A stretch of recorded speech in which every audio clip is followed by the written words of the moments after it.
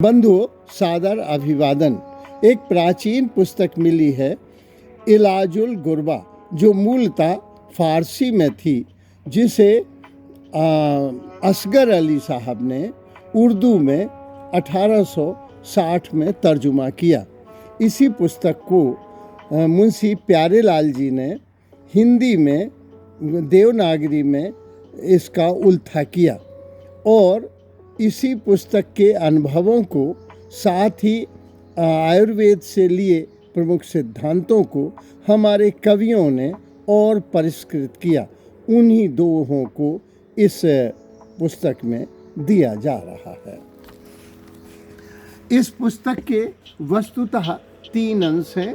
एक भोजन, जिसका एपिसोड पूर्व में डाला जा चुका है। दूसरा है दिनचर्या। दिनचर्या के बारे में इलाजुल गुरबा पुस्तक के लेखक अफलातून कहते हैं कि पुस्तक में दिनचर्या पर विशेष बल दिया गया है। शरीर का चलना फिरना, जिसमें ताकि मल विसर्जन आसानी से हो सके, भोजन आसानी से पच सके और अंग सुडौल बन सके तथा व्यक्ति रोगों से दूर रहे। वस्तुतः इस पुस्तक में जो दिया गया है वो वैज्ञानिक सत्य है। आज के एम्स के डॉक्टर भी कहते हैं कि जो जितना चलेगा वो उतना चलेगा, जो बैठ गया उसे प्रकृति या परमात्मा बैठाल देगा, और जो व्यक्ति ने चारपाई पकड़ ली, चारपाई उसे जकड़ लेगी और उसे चिता तक पहुंचा देगी। इस तरह से बी एक्टिव होने का संदेश एम्स के डॉक्टर ने भी एक परिचर्चा के दौरान दिया है। दूसरा उदाहरण है ब्लू जोन का। ब्लू जोन, जिसमें जापान के मुख्य है, इस ब्लू जोन में शासन ने विविध सुख सुविधाएं प्रदान की हैं। अखबार मिलता है, दवाइयाँ मिलती हैं, डॉक्टर मिलता है, नर्स मिलता है, भोजन मिलता है, पानी मिलता है, बहुत सी सुख सुविधाएं हैं। लेकिन उधर कोई नौकर नहीं दिया गया है ताकि बुजुर्ग लोग एक्टिव रह सकें। तो इस पुस्तक का मुख्य उद्देश्य एक्टिव रहना है। अब जो है दिनचर्या की शुरुआत जो हुई है वो 4 बजे से उठत जे, भूख लगे पे खाएं, चाट न खाएं बाजार की, उन घर वैद न जाए।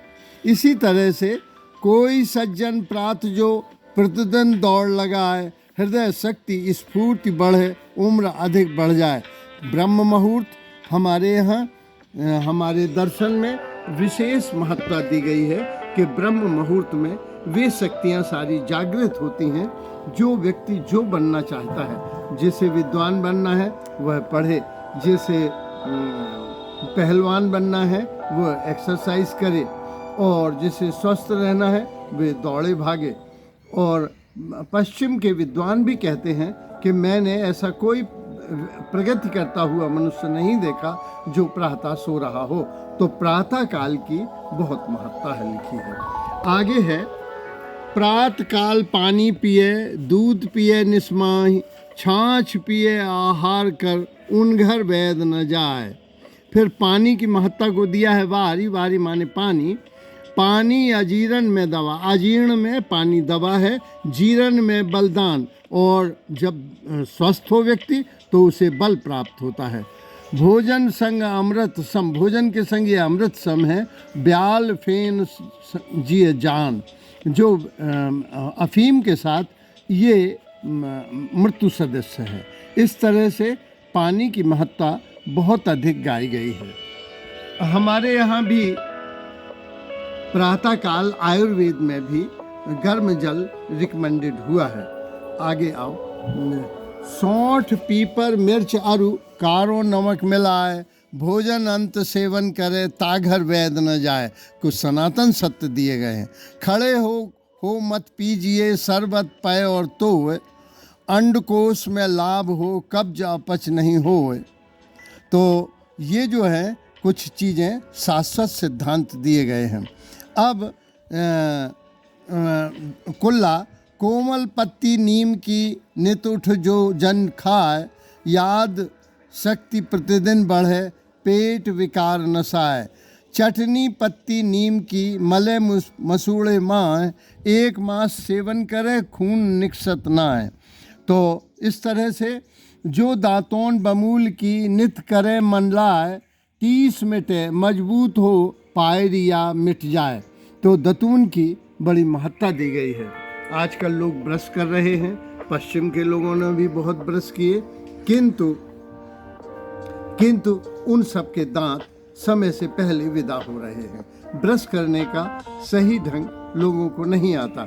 उन्हें प्रॉपर साफ करना चाहिए, 1 मिनट से ज़्यादा नहीं घिसना चाहिए। मसूड़ों की भी मसाज होनी चाहिए, मसूड़ों में भी सरसों का तेल होना चाहिए।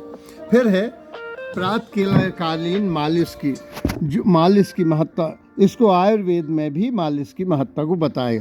जो मशीन ओंगन लगे करे अधिक दिन काम, तैसे ही मालिश तेल की पहुँचावे आराम। नमक महीन पिसाइए और सरसों का तेल, नित्य मले टीसन मिटे हटे, दांत मैल हट जाए। तो सिर में प्रतिदिन डालिए कड़वा तेल, नहाए तर दिमाग फुर्ती बढ़े, काले केस बनाए। इस तरह से बहुत अधिक महत्ता मालिश की गई है। वर्जना भी की गई है। वर्जना है अधिक गर्म जो पै पिए अथवा भोजन खाए, वृद्धावस्था के प्रथम दांत बत्ती सी झड़ जाए। तो इस बात का ध्यान रखना चाहिए। आगे है उचित आहार विहार का महत्व है जानना है। उचित आहार विहार करे ठीक से काम, सोना जगना समय पर पाओ सुख का धाम।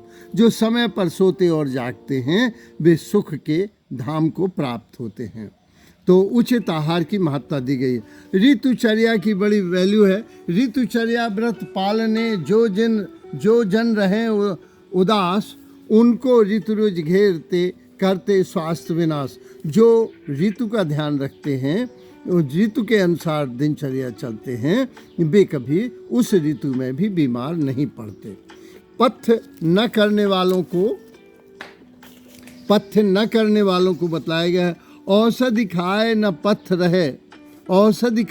पथ रहे, विषम व्याधि क्यों जाए, दादू रोग बावरा दोष वैद्य को लाए। जो ना औषधि खाता है समय से, न पथ्य को अपनाता है, न विषय व्याधियों को त्यागता है, ऐसे लोगों को तो व्याधि घेरेंगी ही। दादू कह रहे हैं वह पगला वैद्य को दोष लगाता है। पथ्य करने वालों को इतना अधिक महत्व दिया गया है कि बिना औषधि के भी पथ्य से दूर हुआ जा सकता है। बिना औषधि रोग को पथ्य दूर कर दे, बिना पथ्य के मनुज को सतो औषधि दुख दे। अगर कोई केवल औषधि ले रहा है लेकिन पथ्य नहीं अपना रहा है, ऐसे व्यक्ति को औषधि भी कुछ नहीं कर सकती। फिर अति से बचाव किया है। अति जो ना अधिक बातें करे, अधिक अन्न नहीं खाए, बिन निद्रा सोवे नहीं, अवश्य आयु बढ़ जाए। जो समय से सोते जागते हैं और अति नहीं करते, वो है ना, अति से बचो सुजान, अतिशय रगड़ करे जो को, अनल प्रकट चंदनते होई। इस तरह से दिनचर्या के बारे में बतलाया गया है। अब है औषधि। औषधि प्राचीन पुस्तक इलाजुल गुलबा में भी इसका उल्लेख है कि व्यक्ति को पहले लाइफ स्टाइल से, फिर डाइट से अपना रोग ठीक करना चाहिए। इसके बाद अपना रोग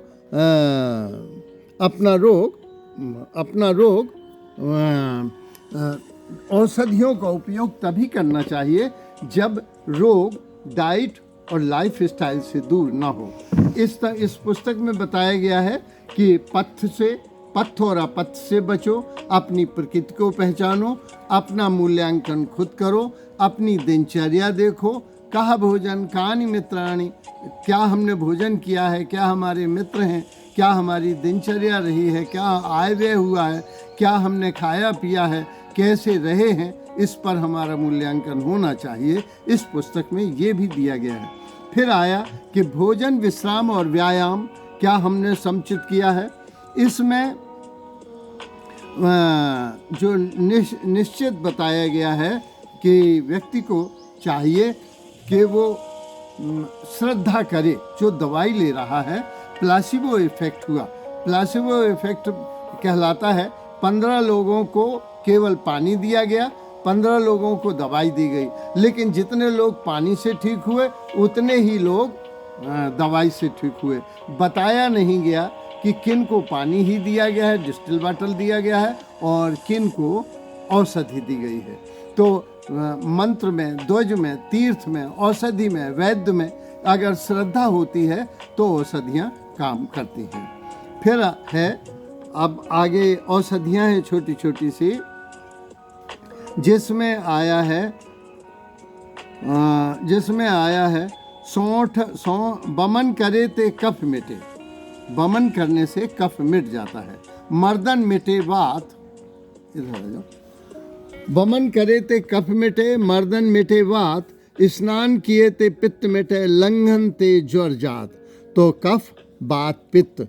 कफ को दुश्मन की तरह लेना चाहिए, उसमें गर्म वस्तुएं डालना चाहिए, जैसे चाय है, गर्म दूध है, गर्म पानी है, अदरक है, लहसुन है, अजवाइन है।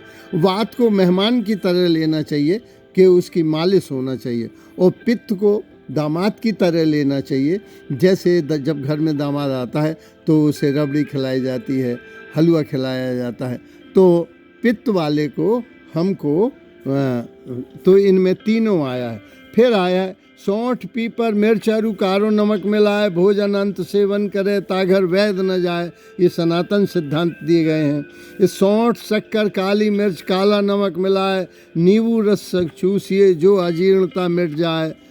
शयन प्रथम या बाद में नींबू रस डाल, जो प्रतिदिन सेवन करे कब्ज मिटे तत्काल। दांतों में खून आने के लिए आया है।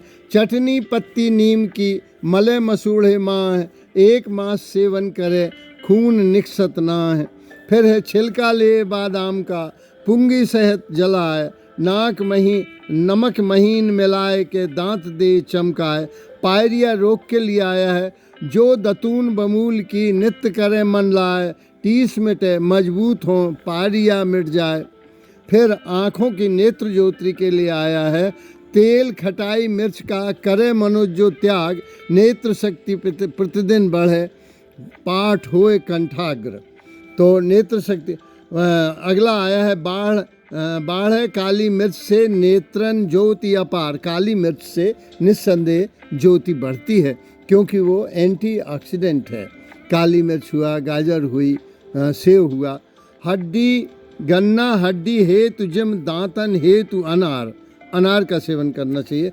आँख के लिए आया है ढरका, कीचड़, लालिमा, रोहे, खुजली, पीर, रोग रतोंधी दूर हो, धोवे त्रिफला नीर। त्रिफला नील के लिए की बड़ी महत्ता आई है कि त्रिफला नील से धोने पर आई आँख भी ठीक हो जाती है। आँख आने पर आँख कान के बीच में चूना दे लगाए, आई आँख अच्छी करे, अरु लाल मा जाए।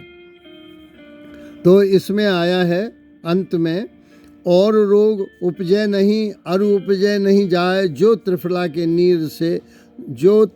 नीर से लोचन धोए प्रात। जो प्रातः लोचन धोता है उसे ये नहीं आते। फिर अगला है पेट के कीड़ों के लिए।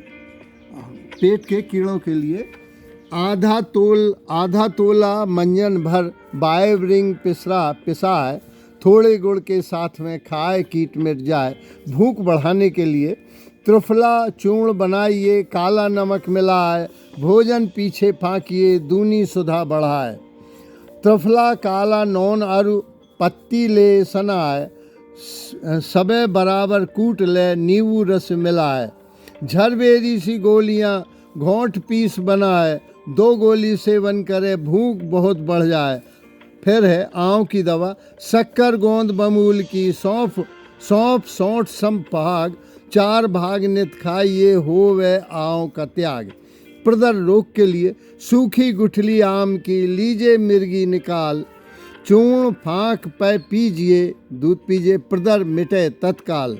सिर कलेश के लिए त्रिफला जल से धोइए, प्रतिदिन अपने केस, जीवन भर काले रहें, सिर के मिटे कलेश।